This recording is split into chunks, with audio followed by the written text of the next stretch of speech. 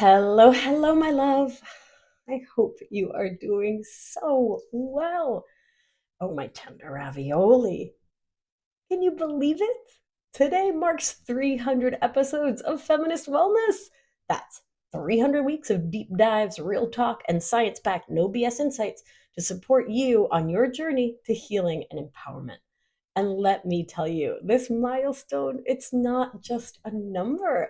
It's a testament to each one of you showing up week after week, bringing your incredible, curious minds and open hearts and supporting the show. We have crossed the 2 million download threshold. And oh my goodness, it's very humbling, very exciting. I feel honored and grateful, and mostly grateful to each and every one of you. Whether you're tuning in from your morning walk, your cozy couch, your car on the way to work, thank you for the emails, the DMs, the reviews of the show. They have bolstered and supported me along the way. It's a lot of work to make this show, and it's incredibly expensive. And every week, when I get some sort of message from y'all, a little DM, or a couple of times someone has said something, once on a train, three times in airports, someone has said, "Oh, hey, I recognize your voice. Are you Victoria Albino from Feminist Wellness?" And oh my God, it makes my whole heart explode. So thank you for your support, for your care along the way, for these 300 episodes. And so, of course, as I love to do, I have presents for you. I'd be so grateful if you could head over to wherever you get your podcasts and leave the show a 5-star rating and a written review. I am asking for this because it helps to get the show into more ears, and that's why I'm doing this, to be of service to as many people as possible. It's a weird sort of backward system, but here we are working with the system we've got. If you're like, oh my gosh, I'd love to do that, but I have no idea how, head over to victoriaalbina.com/300 giveaway, GIVAWAY. And yeah, go to there, and then there's little pictures of exactly how to leave a rating and review. So once you've done that, as a thank you, when you leave that rating and review and send a screenshot to podcast@victoriaalbina.com, you'll automatically receive a downloadable sleepy time meditation right to your inbox, along with a special writable PDF journaling guide that goes with this episode and contains all the reflection questions I'm offering up here today as homework. Yay! It's my little way of giving back, of being there for you as you're drifting off to dreamland, as you're going deep and exploring your own mind, your own programming, your own possibilities, and to thank you for supporting the show. It's nice that there's a cost-free way for you to support the show, and I just appreciate your doing it. Over these years, I have learned so much, both through my own work and through every email, message, and story you've shared with me, along with coaching hundreds of women in Anchor, working with so many hundreds of people in the somatic studio. And I have learned so much and still have so much to learn, of course, right? And so today, let's talk about some of the biggest lessons that have emerged from these 300 conversations. Insights that feel like bedrock truths in this wild, beautiful, sometimes really heartbreaking journey of being a human mammal, just mammaling along. And so, as we go through each lesson, I'd love to hear from you too. What's been a favorite episode or an aha moment? Send in a favorite lesson or a memory that felt like it spoke right to your heart. Put it in a reel or a story, post it to your social media, and tag me at Victoria Albino Wellness. I'll feature some reflections in an upcoming episode or on social media, and I'm really excited for more of the back and forth that really lights me up. So let's get into it, my loves. Lesson 1: healing is not linear, and that's okay. It's kind of it's the way it is.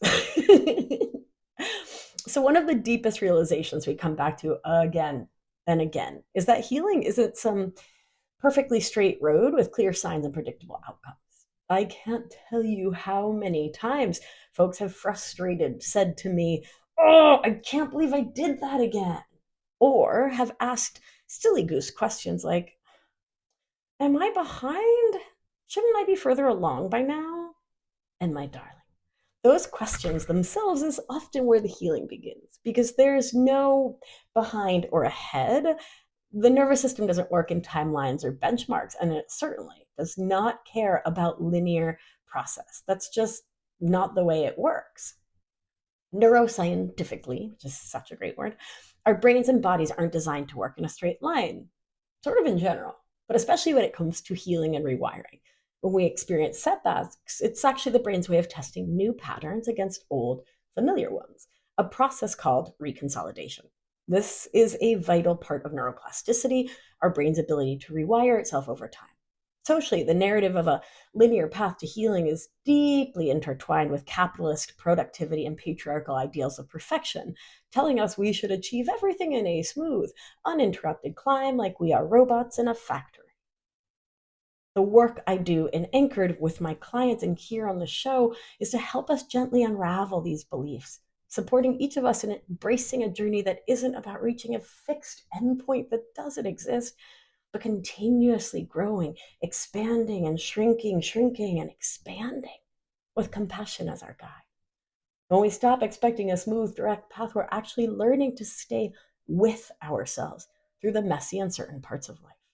This is how we build safety, along with a capacity for resilience and compassion. And when the dips and swerves come, and they will come because life is life, that's life, we have the ability to meet them with grace, self-kindness, and curiosity rather than judgment. We learn that it's all part of the process. Reflection question.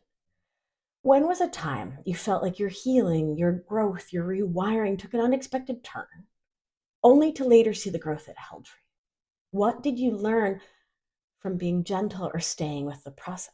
And if you were meanie pants to you, we're just going to be kind about having been meanie pants. And I'll invite you to think about that moment and really feel into and give yourself compassion now so that you can continue to learn and grow. Lesson 2, self-worth is not negotiable and it doesn't come from others. Another huge lesson, one I know you've heard from me many times, is that self-worth isn't something we can earn. Like you can't do enough to earn it or get from anyone else. No person, achievement, or relationship can give us the feeling of being whole, of being enough. This understanding is foundational in moving from codependent, people-pleasing habits to the emotional and energetic freedom that comes with being interdependent with the people we love. From a psychological standpoint, the need for external validation is a survival-based behavior that makes so much sense, right? And is rooted in early attachment wounding. As infants, our nervous systems are co-regulated by our caregivers. And if validation was inconsistent or conditional, our brains likely learn to seek approval outside ourselves. This is part and parcel of our definition of codependency and emotional outsourcing, which is emotional outsourcing is when we chronically and habitually source our sense of safety, worth, and belonging from everyone and everything outside of ourselves instead of from within. Right? Right. And this is exactly what we do when we look to others to validate us, look to doing to validate us, instead of just believing in how magical we are and how inherently good, basically good, born good we are. For women, marginalized folks, folks living in racialized bodies at all, social structures reinforce this reliance on external validation as a means to fit in, conform, and stay safer. Chasing external validation can feel so necessary, sometimes on a literal survival level, but also because it soothes our nervous system, feels like it keeps us safer. From a psychological standpoint, the need for external validation is a survival-based behavior rooted in early attachment and attachment wounding. As infants, our nervous systems should be co-regulated with our caregivers, meaning our caregivers give our nervous system the safety, the petting, the buffer in a good way that we need because we don't know how to do it for ourselves. Whatever comes up, we just scream and cry about it. That's the toolkit we have when we're little.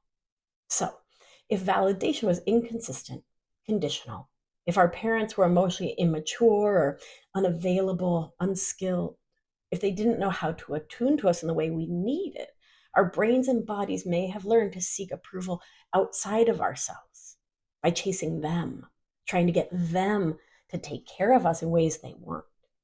And so fast forward to adulthood, chasing external validation can feel so necessary because it's this thing that got patterned into us as the way to connect with safety, security, survival as little ones. It soothes our nervous system. It feels like it's keeping us safe because when we were kiddos, it literally did. But the irony, the deeper truth of self worth isn't in other people's approval. It's in knowing deeply and viscerally that we are the cake. And anything else, external praise, a promotion, the nod of approval, is just icing. Enjoy it when it's there and remember that your wholeness does not depend on it. You are enough exactly as you are, my love. You are the cake. And if you're new to the show, look that metaphor up in my archives. It's a really good one. Be the cake.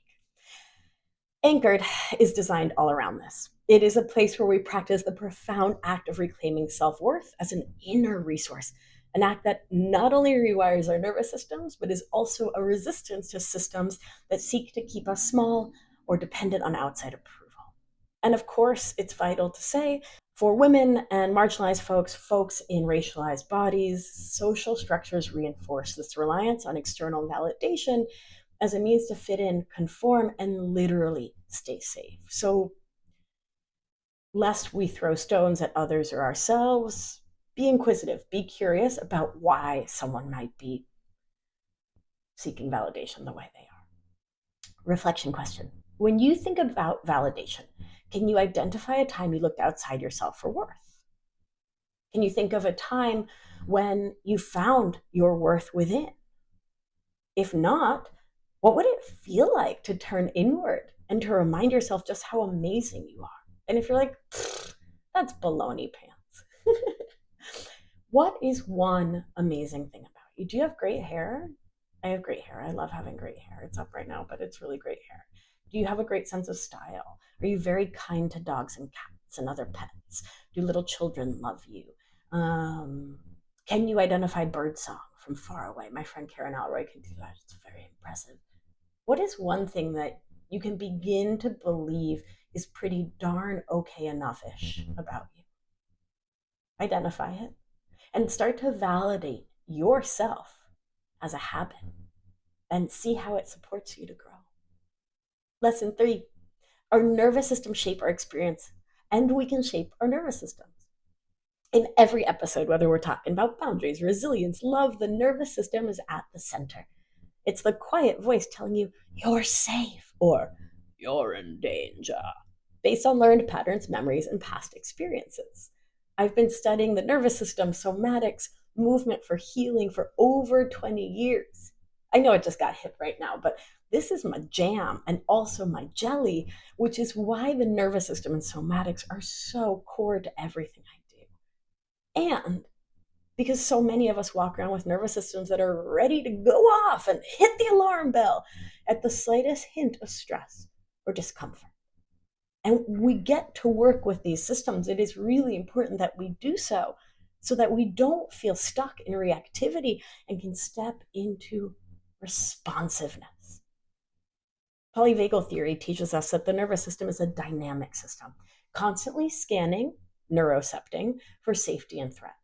The vagus nerve, a major player in the autonomic nervous system, has pathways that determine whether we're in fight or flight, rest mode, or a combination thereof, like freeze is a combination state, impacting our experience of everything from connection to resilience. When we're in communities that affirm and support us, our nervous system is way more likely to register safety and connection, facilitating growth and healing. And that's what we build in my work, right? Here on the show, the folks who comment regularly on my social media posts, every time I do a webinar, it's like this pop-up community of hundreds of people supporting each other and having their backs. In Anchored, this is what we do. We experience this sense of safety in real time. So we can repattern our nervous systems to be more resilient, flexible, and capable of finding calm in the storm. Polyvagal theory and somatic practice give us the tools to be in conversation with our nervous systems, to change the dialogue from I'm under attack to I understand the situation at hand and I am treating it in its right size. I'm not making it huge and I'm not minimizing. And so, because I am aware, conscious, awake, and present, I'm safe because I'm here. I'm safe because I'm present. I've got this because I'm present. And as we learn to create safety from within, which is the work I do with all of my clients, we find a kind of freedom that allows us to show up in life fully, vulnerably, and without apology. Reflection question. Think of a time when you felt your nervous system react to stress. How did you shift? And if you didn't shift, if you went with the reaction, totally normal, never judging, what can you do next time to be more responsive? Lesson 4. Boundaries are acts of self-love for yourself and others. Boundaries might sound like hard walls, like pushing people away, and really, they're about creating clarity. I generally call them resentment prevention. Boundaries allow us to show up in ways that are true to ourselves and respectful of our relationships. They're how we say, this is where I end and you begin. And they help us engage more authentically with less resentment, burnout, or expecting other people to read our minds and then getting pissed off when they do stuff we didn't tell them we didn't want them to do. When you don't voice your limits or boundaries and people please instead and then walk away resentful and annoyed, you're creating a net negative in your relationships. You're not being honest, loving, or kind by being nice to someone's face and then being grumpy about them behind their back.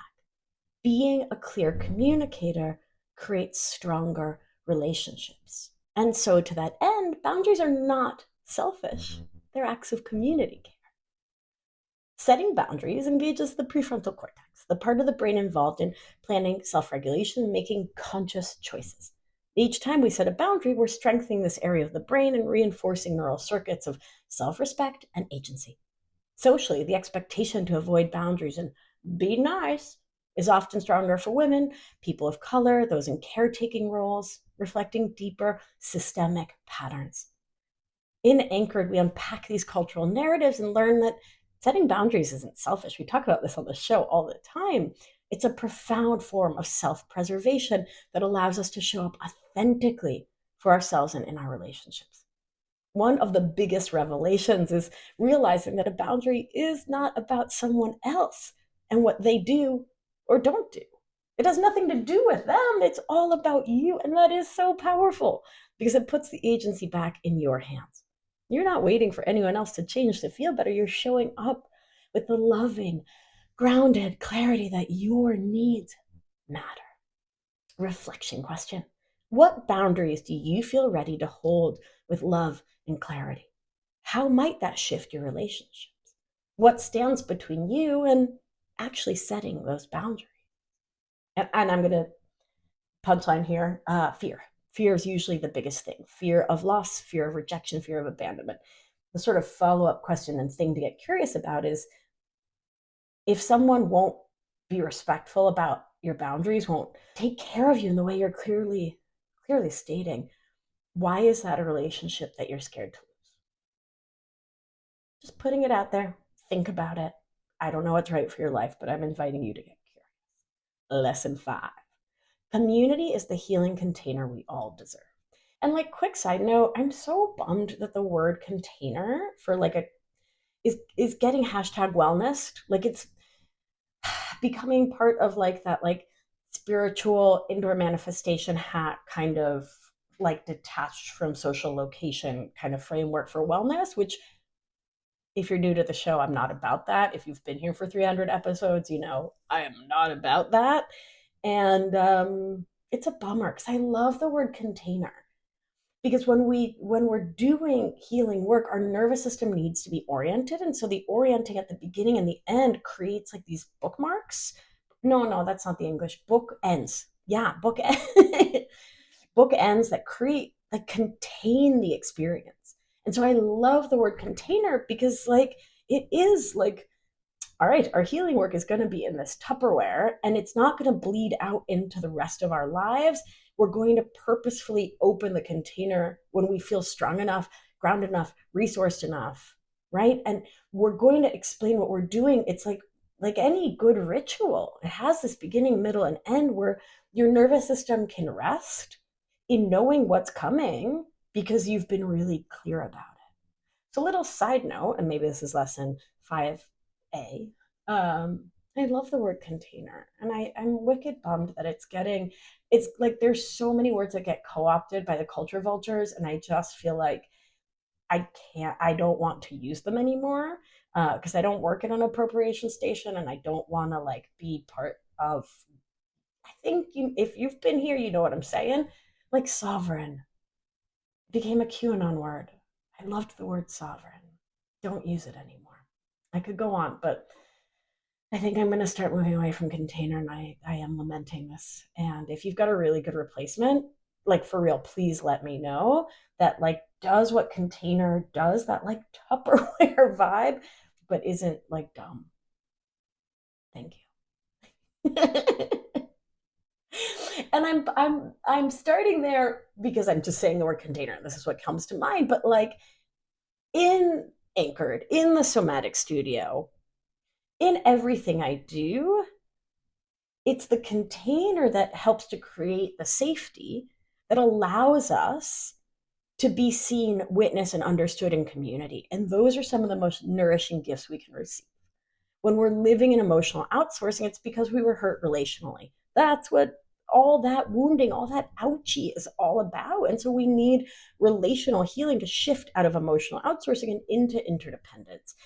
And it's why I'm so passionate about creating spaces where we can all show up as our messy, beautiful selves. Because when we do this work together, there's a kind of magic that happens, a kind of sacred trust that helps us to go deeper than we ever could do alone. Psychology tells us that connection is central to healing because it activates oxytocin, the bonding hormone, which fosters feelings of safety and trust. Historically, marginalized communities have relied on communal support as a counter to the isolation often imposed by oppressive systems. In Anchored, we embody this truth, creating a safe, nourishing space. And I want to go back and say, creating a safer, nourishing space, right? Because I'm a white Latina. I cannot promise to create safety for everybody. Like, that's ridiculous, right? So I do my best. I work really hard to create a safer, nourishing, nurturing space where healing isn't a solitary task, it's a shared journey. That's what I seek to do here on the show. This community approach is an antidote to the rugged individualism that capitalism sells us, inviting us to experience healing as an interconnected process where we learn to both receive support, which can be so challenging for us, and to offer it back, no strings attached. So, community care, mutual aid, interdependent support is absolutely vital to our healing. Reflection question. I want to invite you to consider a time when community support helped you to feel safe and seen. How did it shift your sense of belonging or healing? And if you can't come up with a time, if there's nothing easy to grab onto, I want to invite you to visualize what your dream community support would look like. Yeah, who's in it? Who's on that boat with you? Who are the humans? Are there animals? Are there birds? Are there plants? Are there crystals? Who's there with you? What does that support look like? What does it feel like to receive it? And allow yourself to really sink into visualizing that care. Lesson 6, the power of self trust. One of the biggest lessons I see over and over, my loves, is the importance of self trust. It's really at the core of so much of overcoming emotional outsourcing. Now, I'm not talking about the kind of blind confidence that ignores reality or doesn't take personal responsibility. Oh no, we do that. But rather that deep inner knowing that you've got your own back. When we're rooted in self trust, decision making becomes lighter.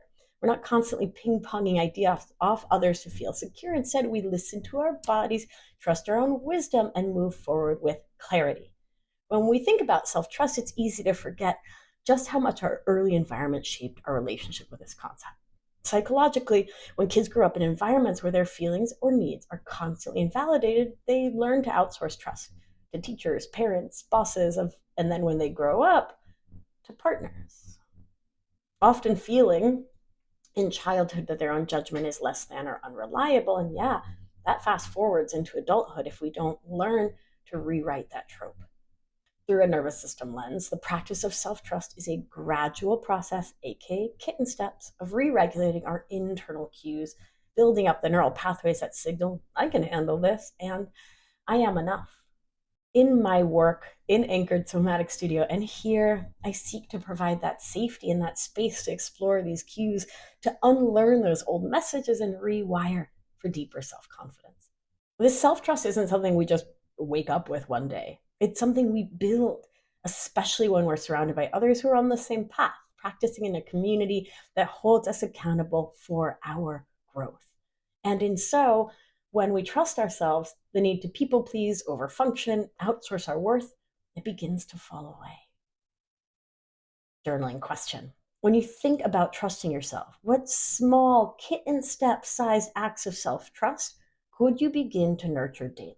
And maybe just minimum baseline, just pick one, really get solid on it, and then build it up over time. 7, we're going back to boundaries. It's so important. They're not just about saying no. One of the most subtle but profound lessons we can learn is that boundaries aren't just a way to say no. They're how we create the space to say yes to what truly matters, to our joy, to our rest, to our own dreams, and our own desires.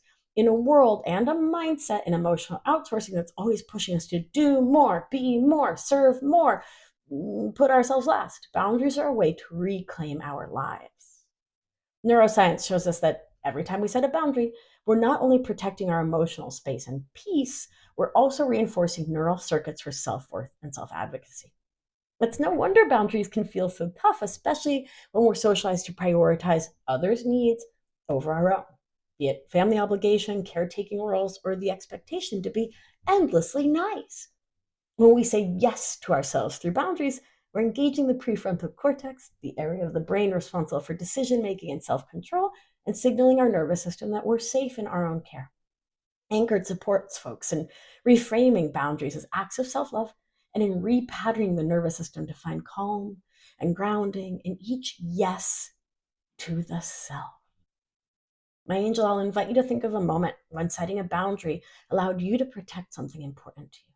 What did it feel like to honor that yes to yourself?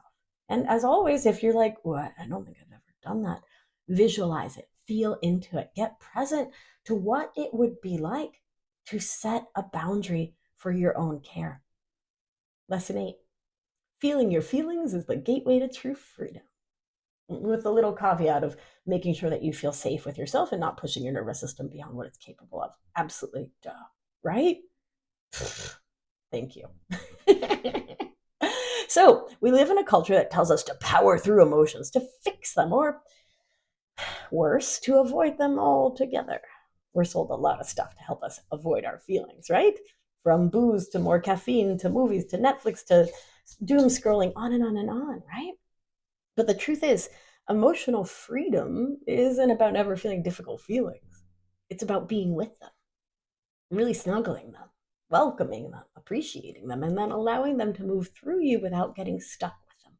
When we learn to process our emotions in real time, without judgment or shame, we begin to break free from the patterns of emotional outsourcing, from that endless loop of looking outside of ourselves for relief. In the psychological world, we call it emotional resilience, our ability to feel an emotion without getting stuck in it, a practice grounded in neuroplasticity.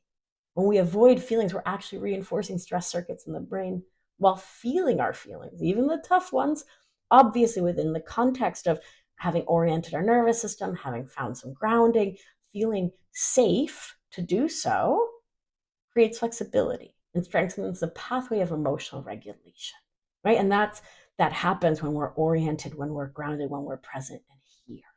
And when we practice the radical act of actually feeling our emotions, which is one of my favorite things to do with folks in Anchored, we create a new narrative that our worth isn't defined by our output or perfection, but by our ability to be present with ourselves, fully human in each moment.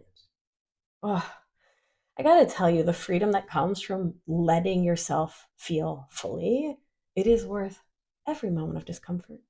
Because what's on the other side is a profound sense of peace and actually reflects back to self-trust. I trust myself. I trust my decisions. I trust my communication because I know I'm not avoiding my feelings. I'm not buffering against feelings. I'm being with them. And it feels absolutely incredible. So let's journal. What's one emotion you've been resisting or pushing away? How might slowly, gently, beginning to kitten step your way into allowing yourself to feel it create more space for ease and peace? You don't have to feel it fully day one. Oh, no, no, no. It could take years of gently, or maybe not even years, maybe weeks, months. It will take the time it takes. Let me back up and say that, right? It'll take the time it takes, but giving yourself time and space. What might be possible in your life if you let yourself be with your feelings instead of buffering against them? That's the real question. Magic.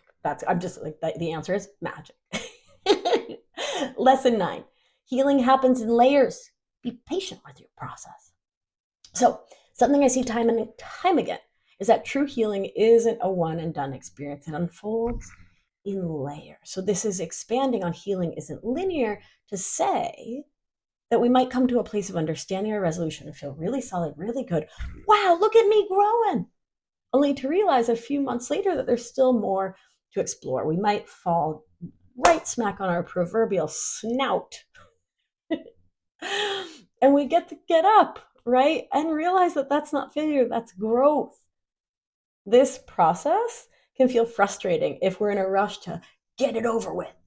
But when we're surrounded by support and grounded in the understanding that healing is a lifelong journey, we can start to embrace each layer as it reveals itself. To be all former hospice nurse on it, you only stop growing and layering on those beautiful revelations about yourself and the world and your relationships and how you want to be.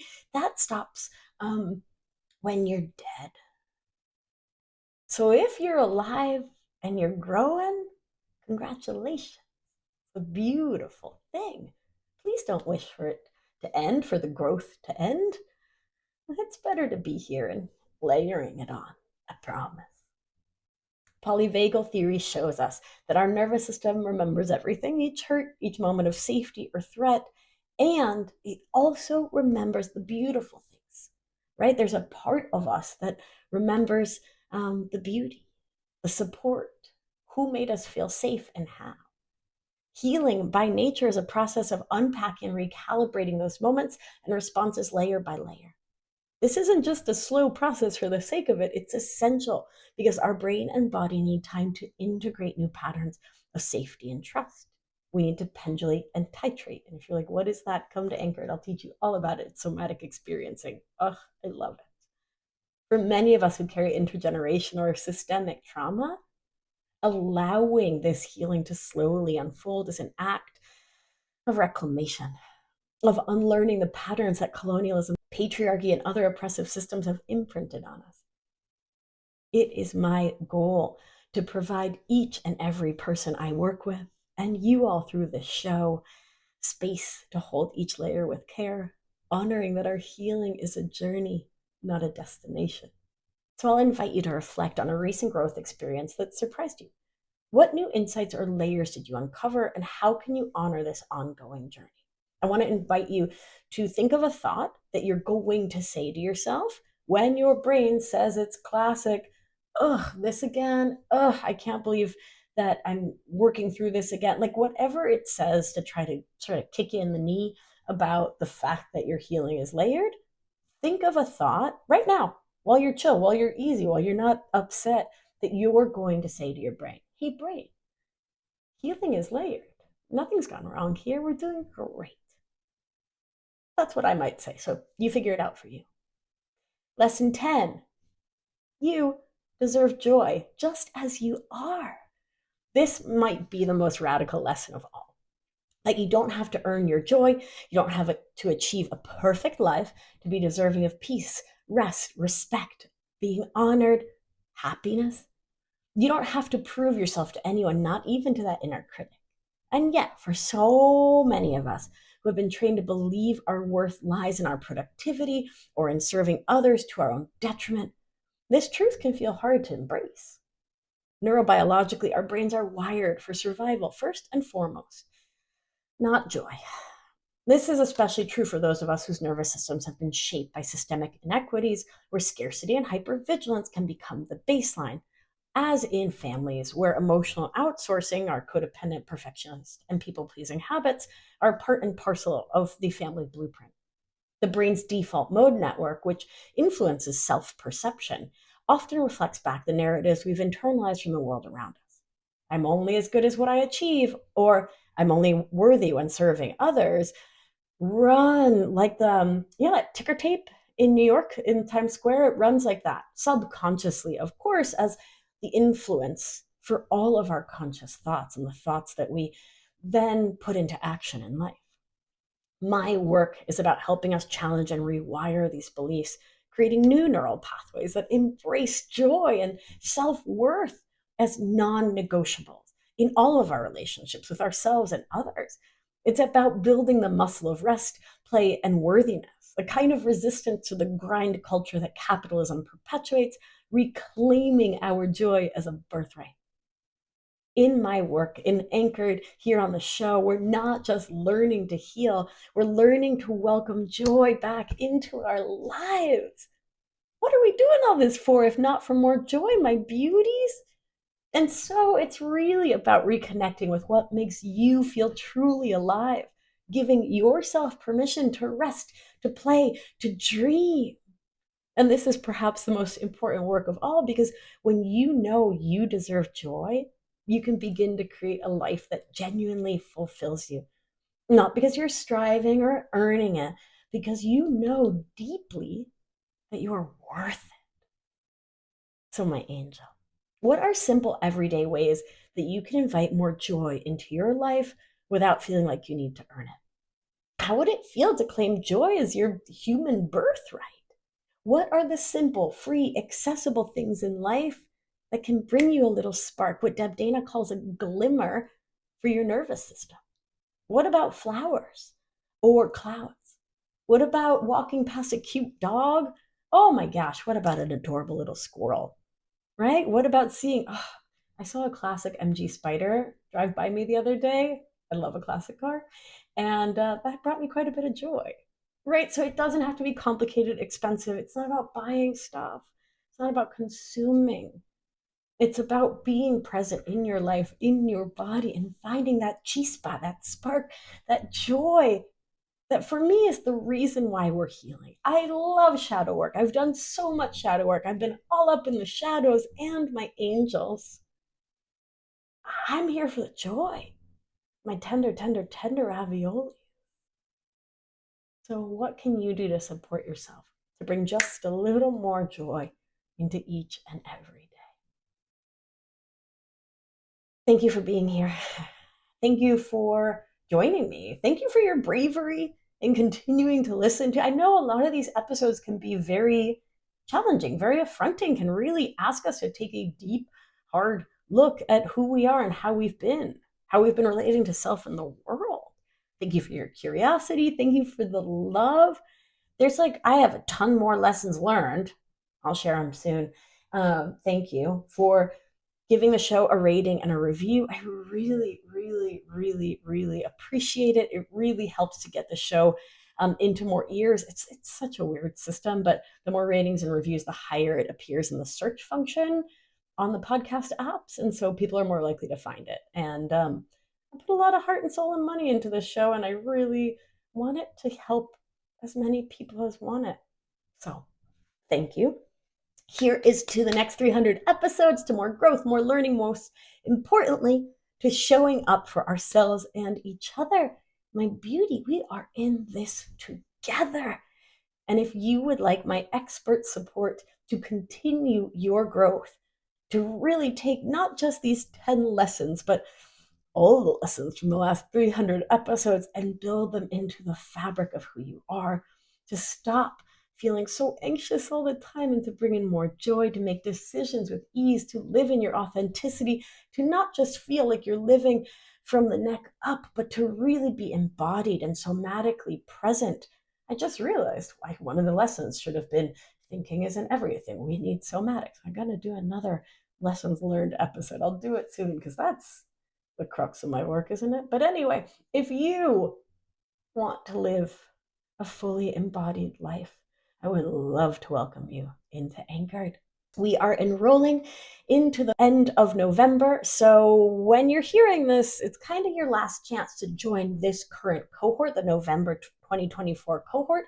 So head on over to victoriaalbina.com/anchored to join us now. Apply now, hop on a call with me. It'll be a delight. The application process itself is such a growth opportunity because the questions are powerful. I love powerful questions, and you can learn so much about you. And then getting on a call with me, talk about rare opportunities. I don't do one-on-one coaching. It's not what I do. You have to be in Anchored or Anchored alumni to coach with me. And so you get my coaching around the decision. And so you can leave that call having made a firm, strong, embodied decision, perhaps for the first time. And it's really amazing. So why not, right? Come, join us. I'd love, love, love to have you in Anchored. All right, my beauties, let's do what we do, what we've done for 300 episodes. Gentle hand on your heart should you feel so moved. And remember, you are safe, you are held, you are loved. And when one of us heals, we help heal the world. Be well, my beauty. Mwah! I'll talk to you soon. Ciao.